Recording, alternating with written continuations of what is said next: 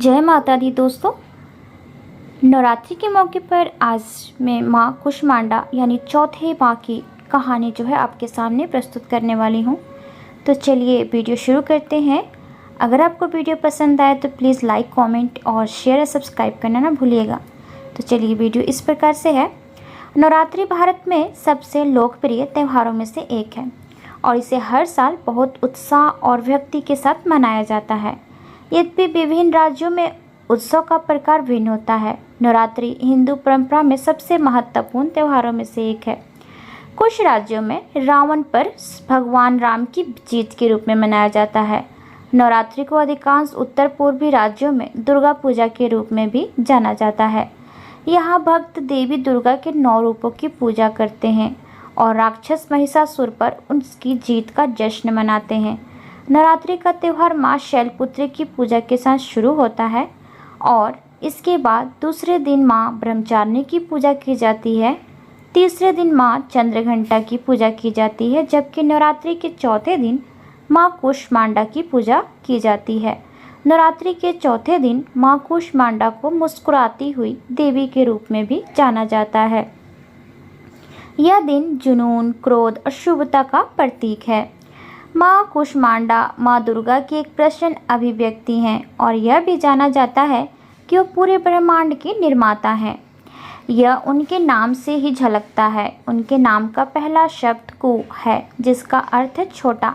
अगला शब्द ऊष्मा का अर्थ है ऊर्जा या गर्मी और तीसरा शब्द अंडा का अर्थ है अंडा। तो इसका नाम बताता है कि इस छोटे ब्रह्मांड के अंडे की निर्माता हैं, जिसे हम ब्रह्मांड कहते हैं। तो माँ कुष्मांडा का इतिहास और उत्पत्ति इस प्रकार से है।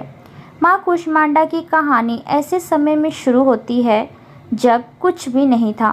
पूरा ब्रह्मांड खाली था, जीवन का कोई निशान नहीं था और हर जगह अंधेरा छा गया था।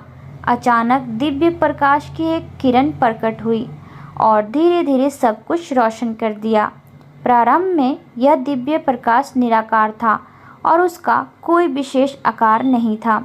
हालांकि जल्द ही इसने एक स्पष्ट आकार लेना शुरू कर दिया और आखिरकार इसने एक महिला का रूप ले लिया।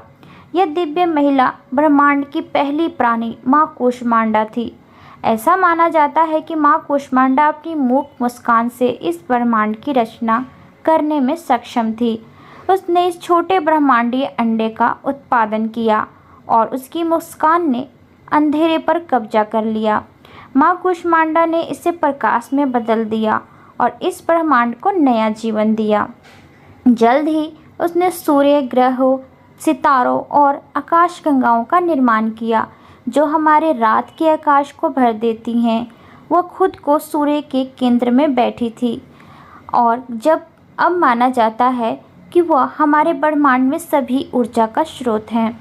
वह सूर्य की किरणों के माध्यम से सभी जीवित प्राणियों को जीवन प्रदान करती हैं और इसलिए इसे शक्ति के रूप में जाना जाता है।